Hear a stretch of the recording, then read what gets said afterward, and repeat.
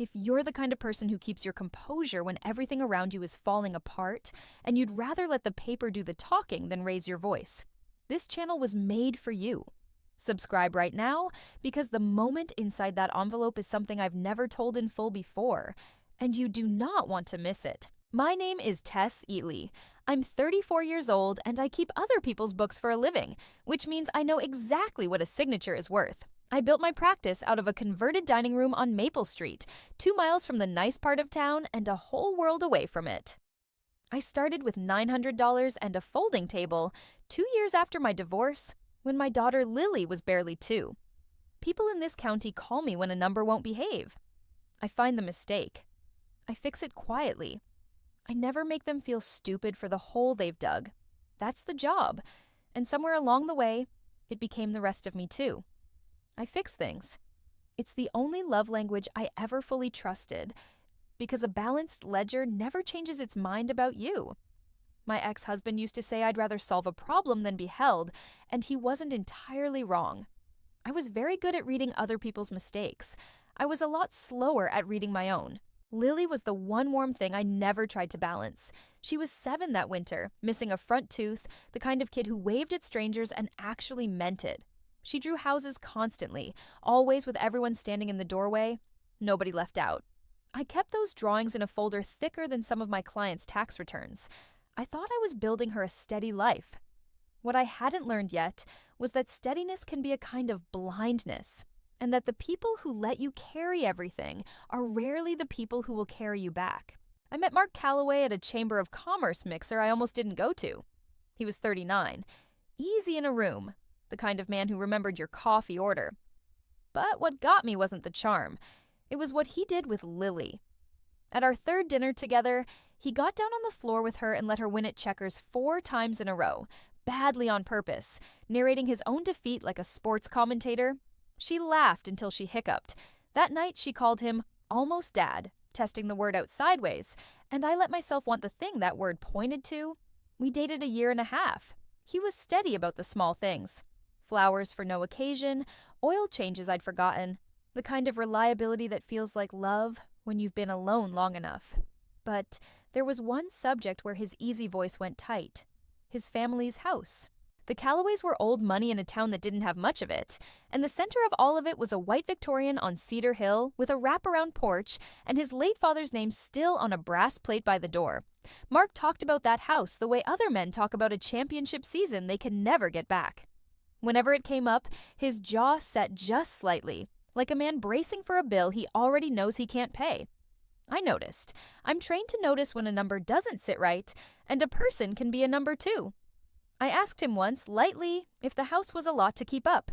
He said, "It's handled," in the flat tone people use when something is the very opposite of handled. I let it go. I was in love, and Lily had started drawing a 5th person into all her doorway houses. A tall one, holding her hand. The first time I went to Cedar Hill, I understood the tight jaw immediately. The house was beautiful and cold the way museums are cold, every surface polished to remind you not to touch it. Vivian Calloway met us in the front hall under a portrait of her dead husband. She was 63, silver-haired, dressed like she was about to be photographed for the Historical Society. She took my hand the way you'd take a damp coat. "This must be Mark's friend," she said. When Mark corrected her, "Fiancé, Mom." She repeated the word like it had a bad aftertaste. "Fiancé, of course." Then she looked down at Lily, who was holding out a dandelion she'd saved from the car. Vivian smiled at my daughter the way you smile at a stain you're deciding whether to mention. "We're not really a dandelion family," she said, and steered us toward the parlor. I met Mark's sister Brooke that day too. She gave me a tour that was really just a list of what was expensive, and by the mantel, she pointed out a row of little matching gift bags, deep green tissue, gold ribbon, identical bows, one for each Calloway grandchild every holiday. A tradition going back to Vivian's mother. "They line up by age," Brooke said, "and Vivian hands them out. It means everything to the kids." I looked at the row of gold bows and counted out of habit. There were exactly enough for Brooke's kids. None extra. Lily stood beside me quiet, watching the ribbons catch the light. I told myself it was just a tradition that hadn't caught up to us yet. Traditions are slow, I thought. Give it time. I gave it 8 months. That turned out to be exactly long enough. Mark proposed in October on the porch of the Cedar Hill house, because of course he did. I said yes because the man I loved was kind to my daughter, and because I had been the only adult in my own life for 5 years, and I was tired. The ring was his grandmother's. Vivian watched the whole thing from the parlor window with a face like she was approving a loan she'd already decided to deny. After that, the small things stacked up the way small things always do. Family dinners where Brooke's kids got walked through their manners and praised while Lily got passed over like a place setting nobody had counted. A lake trip where there were beds for everyone, but a cot for my daughter in the laundry room that nobody had thought to mention. Each time I said something to Mark, calm and specific, the way I'd flag an error to a client, he said his mother meant well and I was reading into it. One night, I came back from the bathroom and heard Vivian in the kitchen, low, to Brooke. "We'll see how long this one lasts." Brooke laughed. I stood in the dark hallway with my hand on the wall and made myself breathe. Then I went back in, smiled, and passed the rolls, because Lily was at that table with frosting on her chin, happier than I'd seen her in a year. That's the part nobody tells you. You don't stay for yourself. You stay because a small person you love is finally getting fed at a big, bright table, and you'll swallow almost anything to keep her in that chair. Now I need to tell you about the night everything actually started. Not the Christmas Eve on the porch, 8 months earlier. A night that looks, from the outside, like an act of love. And from the inside, it was. But love without paperwork is just a wish, and I have never in my professional life confused those two things. Mark showed up at my door at 11 o'clock at night, gray-faced, holding a manila folder like it was something warm he was afraid of dropping. I made coffee and read it while he paced. It was bad. His father, the man in the portrait, had spent the last decade of his life borrowing against the Cedar Hill house and hiding it. Back property taxes, a second mortgage nobody had told Vivian about, a lien that had quietly matured. The county had set a date. In 11 weeks, the white Victorian on the hill, the one with the brass plate and the gold ribbons, was going to be sold on the courthouse steps for unpaid debt. "Mom doesn't know how bad it is," Mark said. "She thinks if she sells some silver, it goes away. It doesn't go away. You do this for a living. You're the only person I know who can even read this."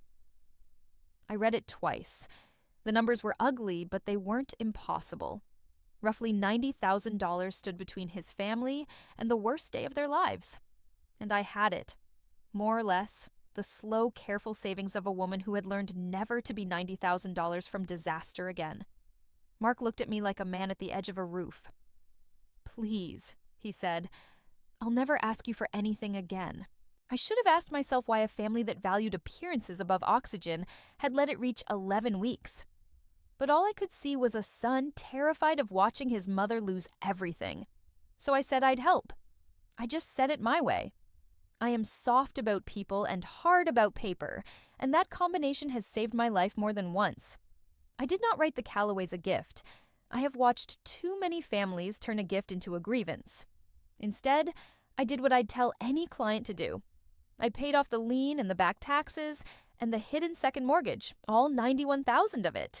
And in exchange, the family signed a private mortgage, a real one, a promissory note, and a deed of trust recorded at the county that same week, naming me as the lender and the Cedar Hill house as security. Low interest, a modest monthly payment they could actually make, and because I am who I am, a standard acceleration clause, the kind every note has, the kind that says, if you stop paying, the lender can call the whole balance due immediately. I sat them all at my kitchen table to sign, Vivian included. I explained every line in plain English. She signed with her mouth pressed flat, like the pen was an insult. Mark signed grateful and crying. I drove to the courthouse myself and watched the clerk stamp it into the record. Then I put my copy in a blue folder and slid it into the bottom drawer of my desk under Lily's drawings. And I genuinely intended never to open it again. I thought I'd protected everyone. I had only protected myself. And I wouldn't understand that until I was standing on a snowy porch 8 months later. For exactly 2 months, the payments came. Then they stopped. The first missed month, Vivian sent a note on heavy cream stationery saying things were tight after the holidays, and she was sure I'd understand. Family to family. The second month, nothing. By the third, when I gently raised it with Mark, he winced and said, Don't make Mom feel like a tenant, Tess. She's mortified enough that you bailed us out. Can't you just let it ride? I had every legal right that very week to send a formal notice of default and start the clock. I was also a woman about to marry into that family with a daughter who called the place almost home. So I made a choice I want you to remember because it matters later more than anything else in this story. I chose not to declare default. I let it ride, month after month, no notice, no demand. The balance quietly growing while I told myself that patience was the loving thing. What I didn't yet understand was what my silence looked like from inside that house. Vivian didn't see my forbearance as generosity. She saw it as confirmation that I was beneath them, a woman who'd been handled, who'd accepted her place, who would keep accepting it. And the more I stayed quiet, the more certain she became that she could afford to push, stay with me, because what she pushed next had nothing to do with me anymore. It was about Lily. And that is a different thing entirely. I can absorb a cold handshake. I cannot watch my daughter learn that she is optional. The first thing I couldn't talk myself out of was the stockings. Vivian had a mantle of them, hand-knit, each grandchild's name worked into the cuff in red yarn by her mother before she passed. That November, she hung them early. Aiden, Sophie, and a fresh new one she'd had made for Brooke's baby that wasn't even born yet. A name embroidered for a child who didn't exist. There was no stocking for Lily. When I asked lightly, in front of 3 relatives, Vivian touched her pearls and said, "She's not quite ours yet, dear. Let's not rush it." The unborn baby was ours enough. My 7-year-old, who had been calling Mark almost dad for a year, was a guest on probation. Lily didn't cry. That was the part that undid me. She just got very still and looked at the empty bit of mantle where a stocking would go. Then she put her cold little hands in her coat pockets and said she wasn't really a stocking person anyway. She'd learned that from me. The trick of getting small and gracious to make a room comfortable. I taught her that by accident, by example. And watching her use it made me want to take it back out of her like a splinter. I held her hands in the car to warm them. They were freezing all the way home. I told Mark that night the stocking situation wasn't going to continue. Calm. I'm always calm. It's a professional hazard. I said I wasn't asking his mother to love my daughter overnight. I was asking her not to publicly rank her below an unborn baby. He gave me the speech I'd come to know by heart. Mom's old-fashioned. She lost Dad. The house thing shook her. Don't make Christmas a battlefield. Just be patient. Patient. As if I'd been anything else for 8 months and $91,000. And here's the quiet, ugly thing I noticed. The accountant's observation I couldn't shake. He never once said he would talk to his mother. Not once. He only ever managed me. He'd figured out that I was the cheaper problem to solve, the one who'd swallow the bill to keep the room calm. And he was right. I had been for almost a year. If you've ever been the person a whole family counts on to be reasonable while everyone else gets to be difficult, you already know how heavy reasonable gets. Comment the word porch if you've ever stood outside a door that should have been open, for you or for your child. I want to see how many of us there are, and stay with me, because the thing none of them saw coming is much closer now than they think. Subscribe if you haven't yet, because where this goes next is the part of the story I've replayed the most. I went home that night, and for the first time in months, I opened the bottom drawer of my desk. I didn't take the blue folder out. I just looked at it sitting there under Lily's drawings. Then I closed it because she came in to show me something she'd been working on in secret for a week, hiding it under her arm whenever I got close. It was a Christmas present for Vivian, a picture frame made of popsicle sticks and gold paint, and inside it, instead of a photo, a crayon drawing. The Cedar Hill house, careful and lopsided, every window yellow with light. 5 stick figures in the doorway, holding hands. Mark, me, Lily, and taller than the rest, with a silver crayon scribble for hair. Vivian. To my new grandma, she'd written on the back, with a backward N. I want you to picture me holding that frame. I have signed mortgages and audited estates, and once told a widow her late husband had drained their retirement, and I kept my face still through all of it. I could not keep my face still for a popsicle stick frame. Lily had drawn the woman who wouldn't give her a stocking standing in the doorway holding her hand, included. Because in my daughter's version of the world, doorways are for letting people in. I told her it was beautiful. I told her Grandma Vivian would love it. That was the only outright lie I told that whole season. 2 days before Christmas, Brooke asked me to drop off a case of wine at Cedar Hill. And while I was in the kitchen, I watched her assemble the gift bags at the island. Deep green tissue, gold ribbon, identical bows. She was counting under her breath, the way I count, tucking a little tag into each one. I did the thing I cannot stop myself from doing. I counted with her. One for Aiden, one for Sophie, one for the cousins coming from the city. 2 of those. One for the toddler of a Callaway niece. 6 bags, 6 bows, and I stood there with a case of Cabernet in my arms and waited for the 7th. The one for the little girl who had drawn this woman into her doorway with a silver crayon. There was no 7th bag. There was no 7th anything. The whole evening had been counted to the place setting, and my daughter wasn't in the arithmetic. Brooke caught me looking and smiled, smooth as the ribbon. "Oh, we keep the bags just for the grandkids," she said. "You understand. It keeps it special." I said I understood. I set the wine down very gently because I was afraid of what my hands wanted to do, and I drove home with a number forming in my chest. Not a dollar number. A different kind. The kind that tells you a thing has crossed from accident into design. I found out how deliberate it was 2 days later. By accident. The only way you ever find out the true things. Back when the wedding was still being planned, Brooke had added me to a group text called Callaway Christmas. Nobody had ever removed me. I'd muted it months ago. That Tuesday night my phone lit up anyway because someone tagged the caterer's number wrong, and the whole thread spilled open on my screen while I was washing dishes. I dried my hands and read every message with the cold focus I usually save for fraud cases. The seating plan was there in black and white. Kids' table, Aiden, Sophie, the city cousins.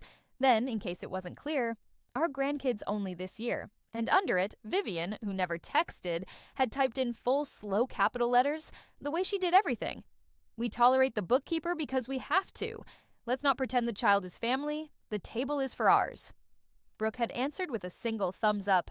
"We have to." There it was. The whole architecture of it. They didn't dislike me. They resented me specifically for the $91,000 that kept a roof over the very table they were now ranking my daughter beneath. The rescue was the wound. And Lily, my Lily, with her popsicle stick frame wrapped in 3 feet of tape, was the thing they'd agreed in writing not to pretend about. I screenshotted every message, not because I had a plan yet, because I'm a bookkeeper. And when something matters, you keep the record. Then I sat down at the kitchen table where they had all signed my note 8 months before, and I finally opened the blue folder. I read my own promissory note like I'd never seen it before. $91,000, reduced by exactly 2 payments plus accrued interest. And there in paragraph 9, the clause I'd written out of pure professional habit: upon default in any payment, the holder may at the holder's option declare the entire unpaid balance immediately due and payable. At the holder's option. Me. I was the holder. For almost a year, I had chosen every single month not to exercise that option. My silence had been so complete that the family had stopped seeing it as a choice at all. They thought I'd written the money off the way you write off a wish. They had built their whole contempt on top of my restraint like it was bedrock. It wasn't bedrock. It was a courtesy I could withdraw. I sat in my kitchen at midnight and understood, with the clean click of a column finally balancing, that I was not the powerless one at that table. I had simply been behaving as if I were out of love, and they had built their whole confidence on that behavior. That was about to change, but first, I gave them one more door. The next morning, I met Mark for coffee, and I laid it out plainly. No screenshots, no folder, just words. I said, Christmas Eve, Lily walks in the front door with everyone else, sits at a table, opens a gift like every other child in that house. That's the whole ask. If that can't happen, we don't come, and you and I have a much bigger conversation. I watched his face do the thing I'd been watching it do for a year. The flinch, the calculation, the search for the version of the sentence that would cost him the least. He reached across the table for my hand and said, "You know I'm on your side." I said I wasn't asking whose side he was on. I was asking what he was going to do. Would he tell his mother that Lily had a seat at the table? Yes or no? He said, "I'll handle Mom." I want you to hear those words the way I heard them.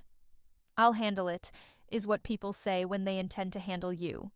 It's the phrase designed to end a conversation rather than do a thing. I had heard it a dozen times. Not once had it been followed by a handled mother. I nodded and let him think the conversation was over.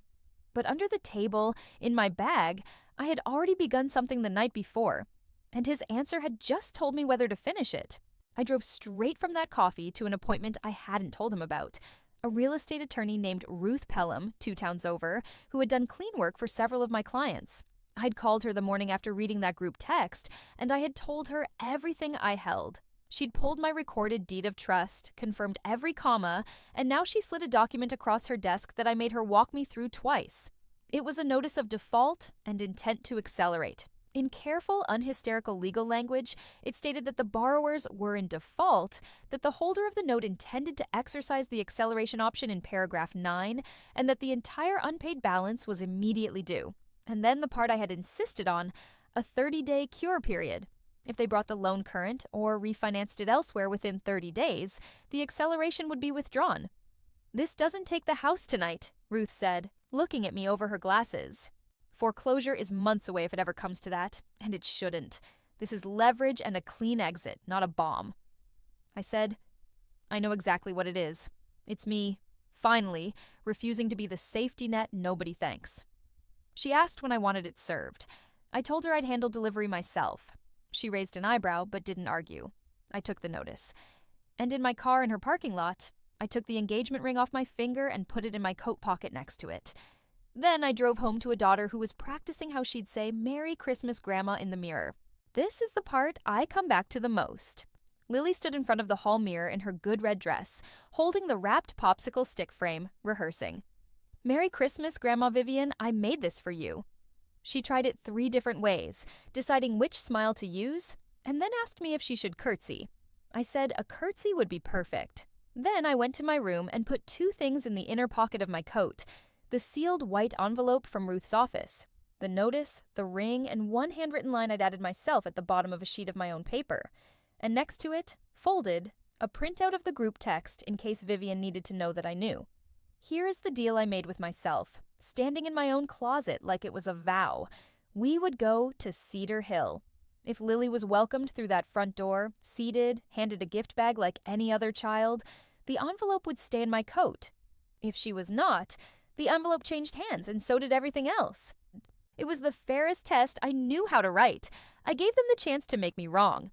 I drove to that house genuinely hoping to be wrong. Christmas Eve came down soft and cold, the kind of snow that makes everything look forgiven. Lily was electric all afternoon. She'd chosen red mittens to match her dress, the ones with the little white snowflakes, and she would not take them off even inside the warm house, because she said her hands needed to be ready to give the present. She held the wrapped frame in her lap the whole drive, both mittened hands wrapped around it like it might fly away.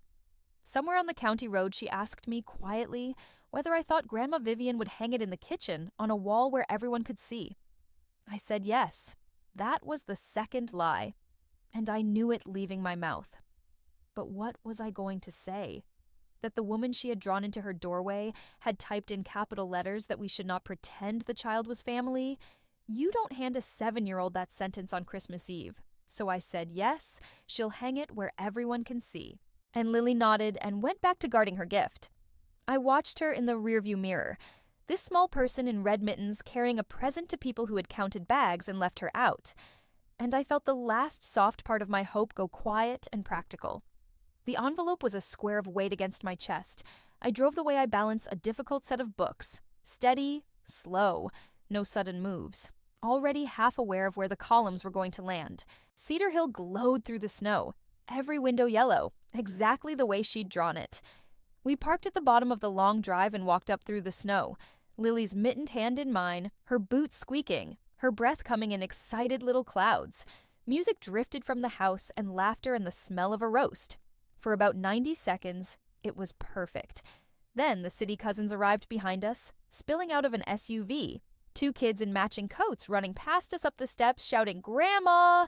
The front door opened and warm light poured out, and there was Brooke in the doorway, beaming, handing each of them one of the deep green bags with the gold ribbon. The gold ribbons caught the porch light and threw little glints across the snow. Lily slowed down beside me. She didn't say anything. She just watched the bags go in, one after another, her own present held tight against her coat. and I felt her mitten hand tighten in mine. Some animal part of me still hoped, climbing those steps, that I was about to be proven wrong. That there was a seventh bow nobody had told me about. That love had quietly outvoted the spreadsheet. We reached the top step, and then Vivian filled the doorway. Pearls, green silk blouse, a hostess's smile already arranged on her face for the cousins behind us. When she saw me, the smile didn't fall so much as cool. Degree by degree, like a stove being turned down. Behind her, the hall was full of light and people. Brooke just inside with the last gift bag. Mark somewhere deeper in the room. A dozen relatives with drinks turning toward the open door the way people do when cold air comes in. This is what I want you to understand about what happened next. A cruelty in a kitchen is a private wound. A cruelty in a doorway with a foyer full of family watching, and a 7-year-old in red mittens holding a wrapped present, is a verdict. Delivered publicly, meant to be witnessed. Vivian looked down at Lily. Lily looked up at her and lifted the present a little, the popsicle stick frame in its 3 feet of tape, and started to say the line she'd practiced in the mirror. Merry Christmas, Grinch. And Vivian put one manicured hand lightly, almost gently, on the doorframe. A small movement, a queen's movement, just enough to make her body the gate. The foyer went a notch quieter. Brooke's smile stiffened around the edges. Somewhere behind her, I saw Mark step forward half a pace, and then stop, the way he always stopped. I felt the whole bright room tip toward us and wait. Vivian didn't even bend down to do it. She delivered it, standing at her full height, in a voice pitched to carry into the foyer so the whole family could hear. "Lily, dear," she said, and the gentleness in it was the worst part, the way you'd correct a child for reaching for the wrong fork. "This dinner is for our children. You can wait outside." The words landed. The foyer went silent. I felt Lily's mittened hand go completely still in mine. She didn't cry. My brave, careful girl did the thing I'd taught her by accident.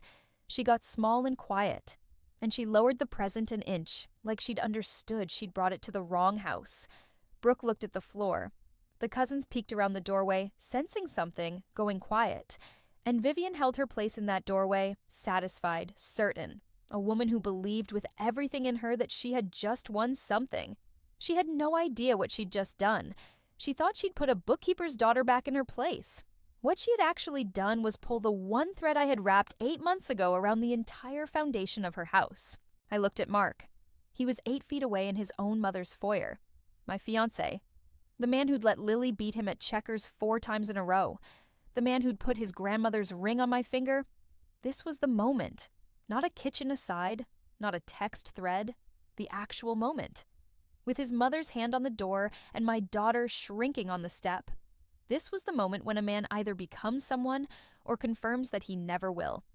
I held his eyes and gave him the entire sentence without a single word. Right now, walk to this door and tell your mother that my daughter sits at your table. He looked at me. He looked at his mother. He looked, God help him, at the floor. And then he said the only thing he had left. Low, meant just for me. Tess, please. Not tonight. Not here. That was it. I want to be fair to the woman I was on that porch, because she didn't break. Some part of me had been keeping a ledger on Mark for a year, every flinch in one column. Every, I'll handle it, that handled nothing in the other. His answer on that step just closed the account. It wasn't Vivian who ended us. Vivian was always going to be Vivian. It was the half step forward and the full stop, the please not now. The way the man who had promised to stand in the doorway with us chose instead to stand inside it with them, asking the cold woman on the step to please, one more time, be reasonable. So, I got calm. Not cold calm. The deeper kind. The kind that arrives when the numbers finally make sense and there is nothing left to do but the next correct thing. I crouched down to Lily's height, right there in the snow, with the whole bright foyer watching. And I did the smallest, most ordinary thing in the world.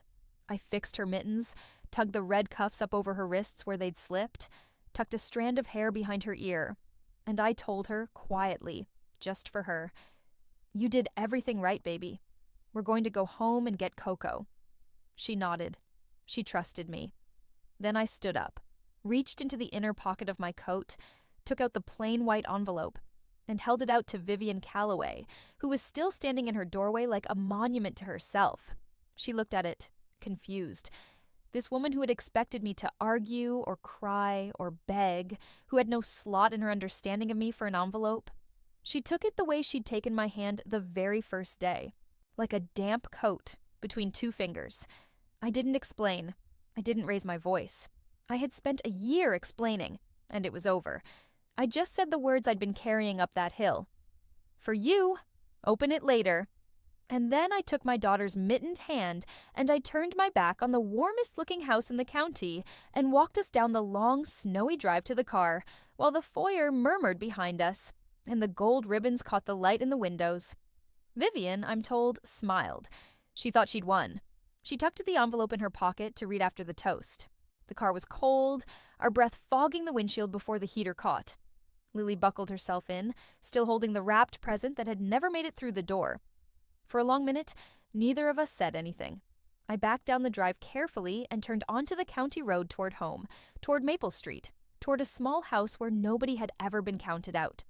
The snow came down in the headlights, and then, in a small, flat voice from the back seat, my daughter asked me the question I will hear for the rest of my life. "Mommy," she said, "did I do something wrong?" I want you to sit with that for a moment, because I had to. 7 years old, red mittens, holding a gift she had made with her own hands and 3 feet of tape. And the conclusion she had reached standing on that step was that the fault must be hers. That is what that house had taught her in a single evening. That is what I had risked teaching her. Every month I let it ride. I kept my eyes on the road because I couldn't trust my face, and I kept my voice as level as I keep it for the scared and the elderly. "No, baby," I said, "you did not do one single thing wrong. Some grown-ups forget how to be kind, and when they do, that is about them, not about you. We don't stand on cold steps waiting for people like that to remember." She thought about it.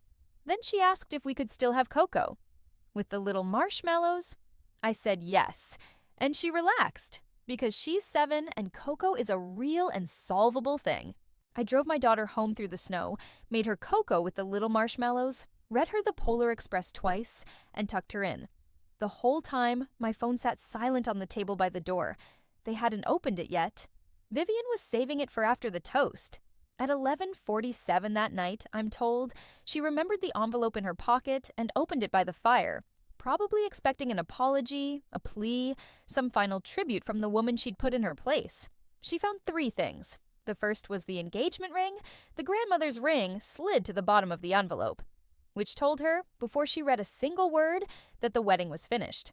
The second was a formal notice of default and intent to accelerate on Ruth Pelham's letterhead, citing the recorded deed of trust by its book and page number, declaring the entire unpaid balance of the loan on the Cedar Hill house immediately due, with a 30-day window to cure. My $91,000, the rescue she had never been able to forgive, now formally, legally, irreversibly called. And the third thing was a single line, in my own handwriting, on a sheet of my own paper, underneath all that careful legal language. "You told my daughter she could wait outside. So can your forbearance." I'm told she read it twice. I'm told the color went out of her face, the way it goes out of a room when a fuse blows. Because Vivian Calloway, who had spent the evening proving to a foyer full of relatives exactly who did and did not belong at her table, understood all at once that the woman she'd shut out on the step was the one person standing between her family and the courthouse steps. And that I had been standing there, quietly, holding that door open for almost a year. By morning, there were 79 missed calls on my phone. I counted them because counting is what I do. The voicemails were a tour through every stage of panic at once. Vivian first. Rage, that flat capital letter voice now shaking, calling me vindictive, a snake, demanding I tear up the notice this instant. How dare I, after everything they'd done for me? Then Brooke, fast and breathless, the kids' college. Where would Mom go? Surely I wouldn't. We're family. You don't do this to family. And then Mark. Mark's voicemails were the ones that climbed from anger to bargaining to something close to weeping. "Tess, please call me back. We can fix this. Mom didn't mean it. I'll talk to her. I should have said something. I know. Please just call me." The whole year arriving 12 hours too late.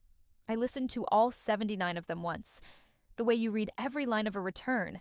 even when you already know the bottom number. And I noticed the thing that told me with absolute certainty that I had made the right call. Not one of those 79 calls said the word Lily. Not one. 79 calls about the house, none about the child on the step. So, I did not call back. When Mark called the 80th time, live at 9 in the morning, I answered because he had earned one sentence. He started in a rush. "Tess, thank God. Listen, about the notice." I let him finish. Then I said very quietly, "The terms are in the letter, Mark. You always told me your mother handles the money. Let her handle it." And I hung up. And I set the phone face down on the table and went and made my daughter pancakes with chocolate chips because it was Christmas morning and she was awake and she had asked for them. People ask me when I tell this story whether I felt powerful. I didn't. I felt level, which is different and better. For a year, that family had wielded the only weapon they understood: the warm room and the closed door, the gift bags and the seating chart, the power to decide who counted. It's a real power. It had made my 7-year-old ask if she'd done something wrong, but it was the only kind of power they knew, the kind that works by exclusion, and it turned out to be no match at all for the kind of power I'd been holding the whole time and refusing, out of love, to use. Theirs was a closed door. Mine was a recorded signature. They thought the worst thing they could do to me was leave me out in the cold. They never once considered that I was the reason the lights were on. I let the notice stand exactly as written. The 30-day cure period was real, and I honored every word of it. I was never going to seize a house out of spite with grandchildren inside it on Christmas. I'm not Vivian, and the difference between us is the entire point. What I withdrew was not the roof. It was me, the unthanked safety net, the standing invitation to be used. Through Ruth, I gave them their 2 lawful choices: bring the loan current and refinance it with an actual bank in their own name, or let the law take its slow public course. They scrambled. Within 3 weeks, they refinanced, which meant that for the first time in a generation, the Callaways had to walk into a bank and let a stranger see their real numbers. The very exposure Vivian had spent her whole life and $91,000 of my dollars avoiding. I was paid back in full with interest by a cashier's check I never had to ask for twice. Mark left messages for a month. I returned the ring through Ruth's office and never returned the calls. Lily's popsicle stick frame came home with us still wrapped in 3 feet of tape, never delivered. A few days after Christmas, she asked carefully if she should throw it away, since Grandma Vivian hadn't wanted it. I said absolutely not. We unwrapped it together at our own kitchen table and took out her crayon drawing, the glowing house with 5 people in the doorway. And I told her we'd make a new one, a true one. She drew our house on Maple Street, small and a little crooked, every window yellow. In the doorway, she put 2 stick figures holding hands, her and me. And after a moment, she added the cat. No one waiting outside, we hung it on the wall where everyone could see, exactly where she'd wanted the other one to go. Weeks later, out of nowhere, brushing her teeth, she said it. Not a question this time, just a fact she'd decided. I didn't do anything wrong. No, sweetheart, I said. You never did. Some grown-ups just forget how to be kind, and we don't wait on their porches anymore. A closed door only has power over you while you're still standing there knocking. The day I stopped knocking was the day I got both my daughter and myself back. That's the whole story. One cold porch, one quiet envelope, and a little girl in red mittens who never had to wait outside again. If anyone has ever told your child to wait outside while theirs ran in, take this as your sign. Stop knocking. Find out who actually owns the wall. If this story reached you, share it with someone who needs to hear it. Drop a comment, hit subscribe, and I'll see you in the next one.